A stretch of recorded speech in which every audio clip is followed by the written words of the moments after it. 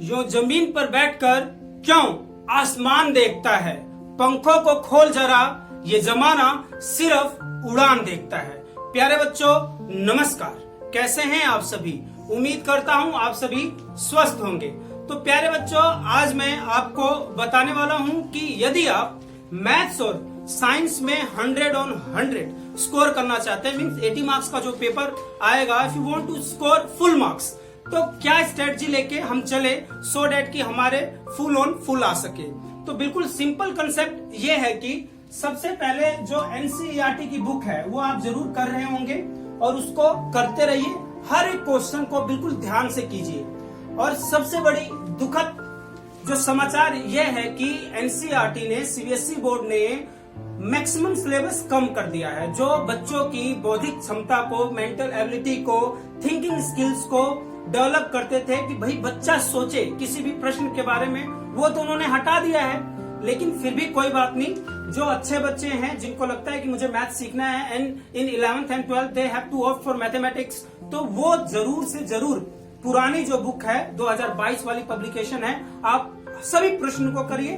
कोई भी मुश्किल प्रश्न नहीं है यार, कोई भी उसमें मुश्किल प्रश्न नहीं है, बस एक स्टेप अप है, थोड़ा सा सोचना है। अभी तक इससे पहले के जो विद्यार्थी थे 2022 तक के, जो 10th का जिन्होंने एग्जाम दिया था, सब कर तो रहे थे, तो मुश्किल कुछ भी नहीं है। चीजों को हम जितना सहज बनाते जाते हैं उतना ही चीजें मुश्किल लगती हैं। अगर आज से 10 साल बाद कोई हम कहें कि भाई ये वाली बुक आपको करना, बोलो अरे बाप रे इतनी मुश्किल क्यों, क्योंकि हम जो उसकी सोचने की जो शक्ति है वो तो हम समाप्त करते जा रहे हैं। तो मेरे कहने का सिंपल सा ये मतलब है कि एनसीईआरटी ने अपने सहूलियत के लिए, बच्चों की सहूलियत के लिए जो किया है उनको करने दो। It is their problem, it is there thinking. हमें क्या करना है, हमें अच्छा पढ़ना है और अच्छा पढ़ने के लिए will have to do the current, जो पीछे वाला मैथमेटिक्स है उस बुक को आप अच्छे से कर लेना। तो यदि आप 100 चाह रहे हैं तो एनसीईआरटी की बुक अच्छे से कर लेंगे, जो अभी करंट सिलेबस में वो अच्छे से आप कीजिए। उसके बाद आता है जी एनसीईआरटी एग्जाम्पलर। बहुत बच्चे सोचते हैं कि भाई हमें 100 स्कोर करना है तो मैं क्या करूं, एनसीईआरटी करूं और साथ में कोई प्राइवेट पब्लिकेशन करूं। अब प्राइवेट पब्लिकेशन में अपने आप को जो फन्नेकार समझते हैं वो करते हैं आर डी शर्मा, फिर बहुत लोग कर लेते हैं RS अग्रवाल।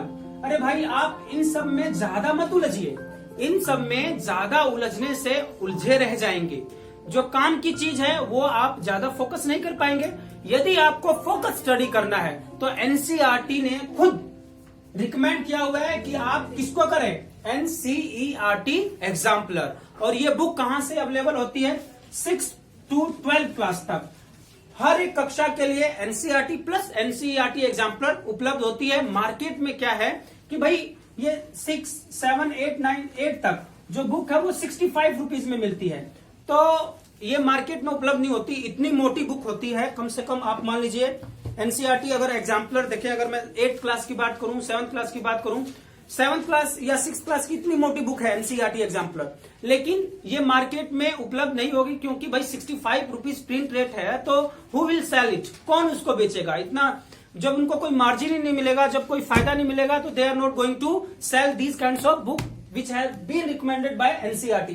तो आप प्राइवेट पब्लिकेशन से खरीद सकते हैं, लेकिन वो होनी क्या चाहिए, एनसीईआरटी एग्जाम्पलर।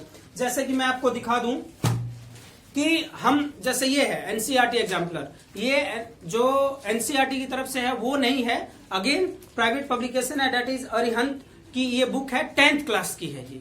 तो एनसीईआरटी एग्जाम्पलर आप जरूर करके जाएं, जरूर से जरूर। होता क्या है इस बुक में, इस बुक में सब चैप्टर की ब्रीफ समरी दी होती है, देन कंसेप्ट समझाया हुआ होता है, 1 मार्क्स के बहुत सारे क्वेश्चन दिए होंगे, बहुत सारे, सो डेट कि आप इन डेप्थ चीजों को सीख पाए। बहुत ही ज्यादा नॉलेज होती है वहां पे। फिर 2 मार्क्स। और जब एक चीज और बता दूं, जब हम एनसीईआरटी पढ़ लिया हमने, एनसीईआरटी की जो टेक्स्ट बुक है जो आपके टीचर्स आपको करवाते हैं, वो करने के बाद जब आप एनसीईआरटी एग्जाम्पलर करेंगे ना तो बहुत मजा आएगा। You will enjoy learning mathematics, क्योंकि उन्हीं में से क्वेश्चन तो पूछा जाता है। तो बहुत ही अच्छी बात यह है कि इन्होंने मार्क वाइज हर एक चीज को उन्होंने अलग अलग एलोब्रेट किया हुआ है। 1 मार्क का आएगा, फिर 2 marks, then 3 marks, then long answer, and then there are the 2 sample papers also, जहां से आप अपने आप को चेक कर सकते हैं कि भाई किस तरीके से तैयारी चल रही है। तो मैं यही रिकमेंड करूंगा, if you want to score 100 on 100 in mathematics and science then do NCERT exemplar of maths and science. ये प्राइवेट पब्लिकेशन है, इन दोनों पे अच्छे से कमांड बनाने के बाद जब आपको लगे कि भाई हर एक चीज मुझे अच्छे से आता है, then you can go to this private publication, चाहे आप कोई सी भी करें, इसके लिए कोई चीज रिकमेंडेशन नहीं है। फ्रॉम माई साइड मैं केवल एक ही चीज रिकमेंड करूंगा, that is do NCERT plus NCERT exemplar. और भाई अब आप बोलेंगे भाई टीचर हमारे नहीं करवाते हैं, बहुत सारे स्कूलों में करवाते हैं।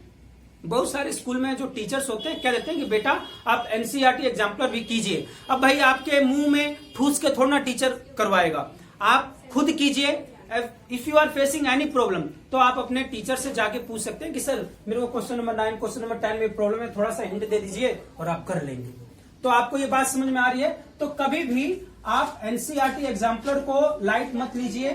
NCERT एग्जाम्पलर में से ही जो हम कहते हैं ना कि भाई एक्स्ट्रा क्वेश्चन आया हुआ, वो एक्स्ट्रा क्वेश्चन कहां से आते हैं? NCERT एग्जाम्पलर में से आते हैं। तो प्यारे बच्चों, मुझे उम्मीद है कि आपको मेरी बात समझ में आ गई होगी।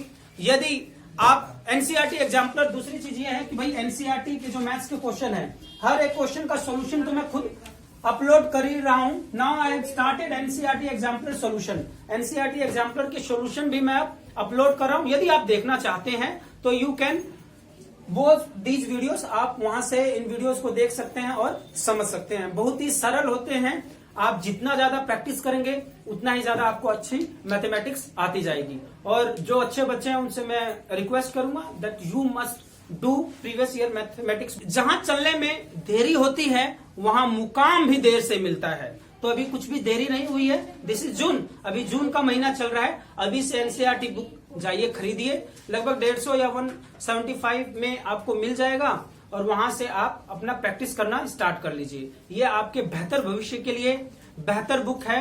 एक एक लॉजिकल क्वेश्चन है, एक एक लॉजिकल चीजें आपको बताई जाएंगी and it will also be useful in your competitive exams. आपके कंपटीशन एग्जाम में भी इस प्रकार के NCERT एग्जाम्पलर के जो क्वेश्चंस हैं देखने को मिल जाएंगे। टिल देन मैं उम्मीद करता हूं आप अच्छे से पढ़ेंगे और अपना ख्याल रखेंगे। नमस्कार।